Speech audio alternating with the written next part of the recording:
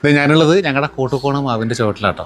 ശരിക്കും ഈ കോട്ടുകോണം മാവ് ഞാൻ നേരത്തെയും കാണിച്ചിട്ടുണ്ട്. ശരിക്കും മാവുള്ളത് എൻ്റെ വീട്ടിലല്ല, വൈഫിൻ്റെ വീട്ടിലാട്ടോ. ഞാൻ തന്നെ വാങ്ങിയതാണ്, അവിടെ സ്ഥലമില്ലാത്തതുകൊണ്ട് ഇവിടെ നട്ടതാണ്. അപ്പോൾ എല്ലാ പ്രാവശ്യവും ഞാൻ വന്ന് കുറച്ച് വിളവെടുത്ത് പോകാറുണ്ട്. പ്രാവശ്യം കുറച്ച് അധികം വാങ്ങിയിട്ടുണ്ടായി, പക്ഷേ എടുത്തു കഴിഞ്ഞു. താഴെ നിന്ന് വാങ്ങിയെല്ലാം എടുത്തു കഴിഞ്ഞു. പിന്നെ കുറച്ച് മേളിലേക്കുള്ള മാങ്ങ എടുക്കാൻ വേണ്ടി ഞാൻ ഈ സാധനമായിട്ട് ഇങ്ങോട്ട് വന്നതാണ്. 2 ദിവസം മുമ്പ് എന്നോട് സബ്സ്ക്രൈബർ ചോദിച്ചായിരുന്നു, ഒരു മാങ്ങയുടെ വീഡിയോ കണ്ടപ്പോൾ കോട്ടുകോണം മാവ് എന്താ ഈ പ്രാവശ്യം മാങ്ങ ഉണ്ടായ വിളവെടുക്കുമ്പോൾ കാണിക്കാവോ എന്നൊക്കെ. അപ്പോൾ ഞാൻ വിചാരിച്ചു അവസാന നിമിഷം എന്നാലും എടുത്തു കഴിഞ്ഞു. കുറച്ച് മാങ്ങയുണ്ട്, അത് കുഞ്ഞ് വീഡിയോ ആക്കി കാണിക്കാമെന്ന് വെച്ചു കേട്ടോ. അപ്പോൾ ഇതിൻ്റെ ലാസ്റ്റിൽ മാങ്ങ ഞാൻ എങ്ങനെ പഴുപ്പിച്ചെടുക്കാമെന്ന് കൂടെ കാണിക്കുന്നുണ്ട്. അപ്പോൾ വീഡിയോ സ്കിപ്പ് ചെയ്യാതെ ലാസ്റ്റ് വരെ കാണും കേട്ടോ. അപ്പോൾ ഇപ്പോൾ നമുക്ക് ഉള്ള അത്രയും പറിച്ചെടുക്കാം. ഈ എടുക്കുന്നതിൻ്റെ ഒപ്പം കോട്ടുകോണം മാങ്ങയുടെ വിശേഷങ്ങളോട് ഞാൻ ഷെയർ ചെയ്യാം കേട്ടോ. വാ, ആദ്യം കൈകൊണ്ട് പറിക്കാവുന്ന കുറച്ചുകൂടി ഉണ്ട്, അതിന് എടുക്കാം.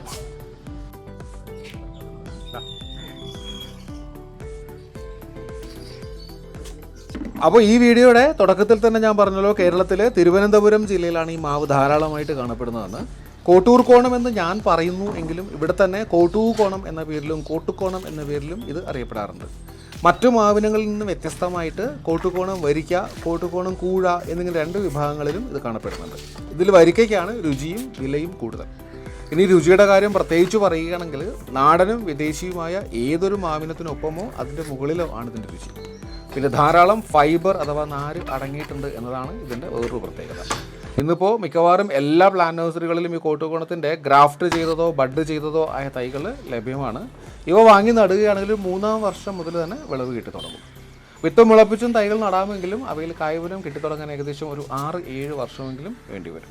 അതുകൊണ്ട് നടുമ്പോൾ എപ്പോഴും ഗ്രാഫ്റ്റഡോ ബഡ് ചെയ്തതോ ആയ തൈകൾ നടാൻ നോക്കൂ കേട്ടോ. ഏതുതരം മണ്ണിലും ഇവ നന്നായി വളരുമെങ്കിലും നല്ല നീർവാർച്ചയുള്ള മണ്ണാണ് കൂടുതൽ അനുയോജ്യം. പിന്നെ മറ്റെല്ലാ മാവിനങ്ങൾക്കും വേണ്ടതുപോലെ തന്നെ നല്ല സൂര്യപ്രകാശവും ഇതിന് വളരെ അത്യാവശ്യമാണ്. ഇനി സ്ഥലപരിമിതി ഉള്ളവർക്ക് ഡ്രമ്മിലും വളർത്താൻ പറ്റിയൊരു മാവിനമാണ് Kottukonam. Okay,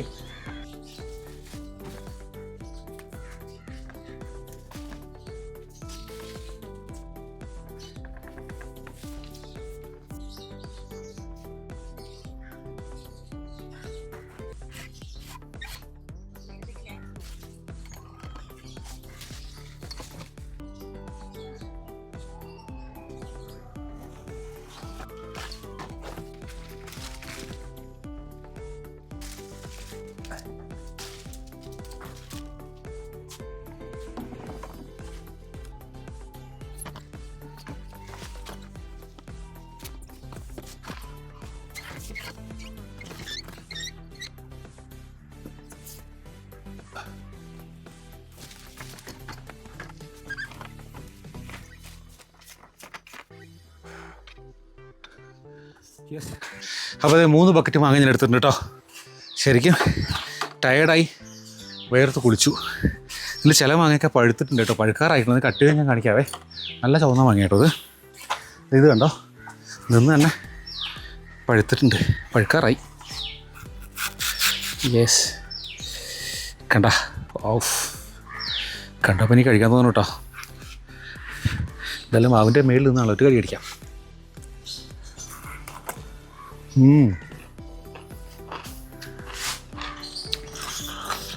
yummy yummy, really yummy കേട്ടോ. അപ്പോൾ എന്തായാലും തുടക്കത്തിൽ ഞാൻ പറഞ്ഞു ഇത് ഞാൻ എങ്ങനെ പഴുപ്പിക്കണമെന്ന് കൂടെ കാണിച്ചു തരാം കേട്ടോ. അപ്പോൾ ലാസ്റ്റ് ടൈം ഇതേ മാവിന് വിളവെടുത്തപ്പോൾ ഞാൻ ഇത് പഴുപ്പിക്കുന്ന രീതി മൊത്തം കാണിച്ചിട്ടുണ്ടായിരുന്നു. അപ്പോൾ എനിക്ക് വന്നാൽ ഞാൻ ആ വീഡിയോയിൽ നിന്ന് ആ ഭാഗത്രയും കട്ട് ചെയ്തിട്ട് ഇതിലേക്ക് ആഡ് ചെയ്യാം. ഒന്നും കൂടെ ചെയ്യേണ്ട ആവശ്യമില്ല, ചെയ്ത് കാണിക്കേണ്ട ആവശ്യമില്ലല്ലോ. അതിനുശേഷം നമുക്ക് വീഡിയോ അവസാനിപ്പിക്കാം കേട്ടോ. അപ്പോൾ വെൽക്കം ബാക്ക്. നമ്മുടെ മാങ്ങ ഇന്നലെ മൊത്തം പുറത്തിട്ടിട്ട് ഇതേ ഒന്ന് നനവൊക്കെ മാറ്റിയെടുത്തിട്ടുണ്ടേ, മാങ്ങയോട് കൊണ്ടുവച്ചിട്ടുണ്ട്. ഞാൻ ചെയ്യാൻ പോകുന്നത് ഇത് ന്യൂസ് പേപ്പറല്ലേ, ന്യൂസ് പേപ്പറിൽ ഓരോ മാങ്ങയായിട്ട് ഞാൻ പൊതിയുക ചെയ്യുന്നത് കേട്ടോ. ഇങ്ങനെ ഓരോ മാങ്ങയായിട്ട് പൊതിഞ്ഞിട്ട് ഞാനൊരു ബോക്സിൻ്റെ ഉള്ളിലേക്ക് വെക്കുകയാണ്.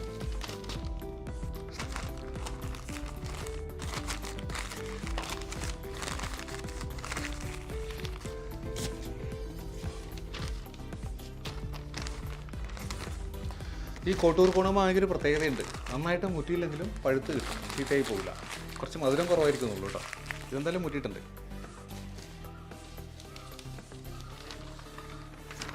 അപ്പോൾ നമുക്ക് കുറച്ചധികം മാങ്ങ ഒരുമിച്ച് പഴുപ്പിക്കുകയാണെങ്കിൽ ഇങ്ങനെ ഓരോന്നായിട്ട് പോകേണ്ടത് ബുദ്ധിമുട്ടാണ്. വെറുതെ ഇട്ടാലും പഴുത്ത് കിട്ടും കേട്ടോ. അത് കുറച്ചും കൂടെ പെട്ടെന്ന് കിട്ടാൻ വേണ്ടി ഇങ്ങനെ ചെയ്യുന്നത്. അപ്പോൾ കുറച്ചധികം വാങ്ങിയിട്ടുണ്ടെങ്കിൽ ഇങ്ങനെ ഒരു ലെയർ മാങ്ങ വെച്ചിട്ട് പുറത്ത് ന്യൂസ് പേപ്പർ ഇട്ട് കൊടുക്കുക, പിന്നെ അടുത്ത ലെയർ വയ്ക്കുക, പിന്നെ ന്യൂസ് പേപ്പർ ഇട്ട് കൊടുക്കുക, അങ്ങനെ ചെയ്താലും മതി കേട്ടോ. അപ്പോൾ ഇതുപോലെ ഇത് മൊത്തം പൊതിഞ്ഞെടുത്തതിന് ശേഷം നമുക്ക് വീണ്ടും കാണാം.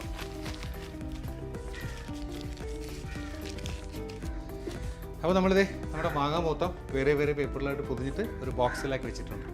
ഇതിങ്ങനെ വയ്ക്കുന്നതിനുള്ള ഗുണം എന്താ വെച്ചാൽ ഒരു മാങ്ങ പോലും കേടാകാതെ നമുക്ക് മൊത്തം നന്നായിട്ട് തന്നെ പഴുത്ത് കിട്ടും. അപ്പോൾ ഞാനൊരു കെമിസ്ട്രി ഗ്രാജുവേറ്റ് ആണെന്ന് പലപ്പോഴും പറഞ്ഞിട്ടുണ്ട്. ഞാൻ അല്പം കെമിസ്ട്രിയും കൂടെ പറഞ്ഞുതരാം.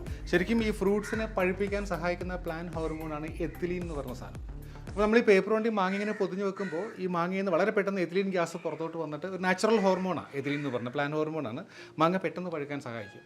അതല്ല എങ്കിൽ വേറൊരു മാർഗ്ഗം ഞാൻ പറഞ്ഞുതരാം. നിങ്ങൾ മാങ്ങയൊക്കെ പറിക്കുമ്പോൾ കുറച്ച് പഴുത്ത മാങ്ങ വല്ലതും കിട്ടുകയാണെങ്കിൽ, വീട്ടിൽ വേറെ പഴുത്ത മാങ്ങ ഉണ്ടെങ്കിൽ 1-2 പഴുത്ത മാങ്ങ ഇതിൻ്റെ കൂടെ വെക്കുകയാണെങ്കിലും അതിൽ നിന്ന് പെട്ടെന്ന് എത്തിലീൻ ഗ്യാസ് വന്നിട്ട് ഈ മാങ്ങ വളരെ പെട്ടെന്ന് പഴുക്കാൻ സഹായിക്കും. അല്പം കെമിസ്ട്രിയാണ്. ഓക്കെ, അപ്പോൾ ഇനി ഞാൻ ചെയ്യാൻ പോകുന്നത് ഇതിനൊക്കെ ഒന്ന് കവർ ചെയ്തിട്ട് ഇതിനെ പാക്ക് ചെയ്യാൻ പോകാം കേട്ടോ. ഇതെല്ലാം പലർക്കും അറിയാവുന്ന കാര്യം തന്നെയായിരിക്കും, എന്നാലും അറിയാത്തവർക്ക് വേണ്ടി ചെറുതായിട്ടൊന്ന് കാണിക്കാം കേട്ടോ. ഒന്ന് പാക്ക് ചെയ്യട്ടെ.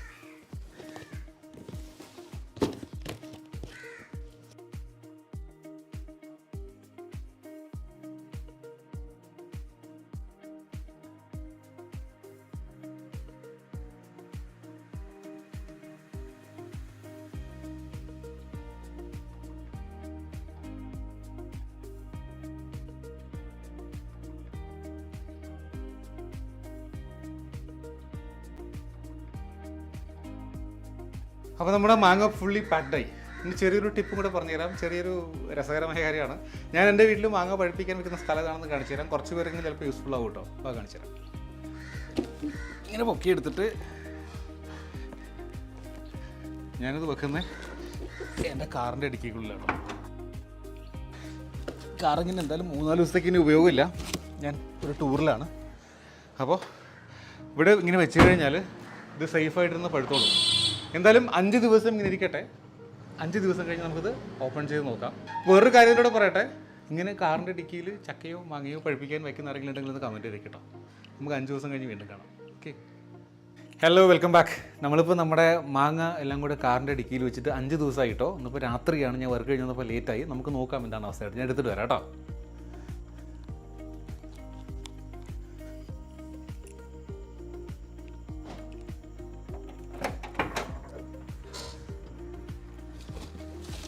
യെസ്,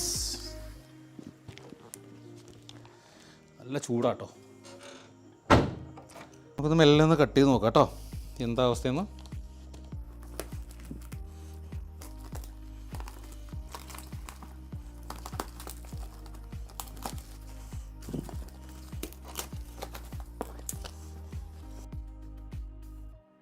ഒരെണ്ണം തുറന്നു നോക്കട്ടെ.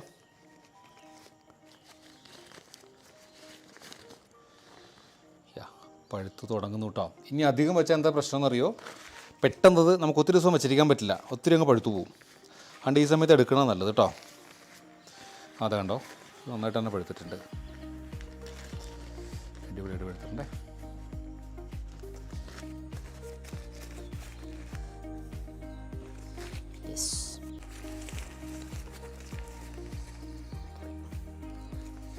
അപ്പോൾ കണ്ടല്ലോ. അപ്പോൾ ഇതുപോലെ ഇത് മൊത്തം ഒന്ന് പേപ്പർ മാറ്റിയ ശേഷം നമുക്ക് കാണാം കേട്ടോ.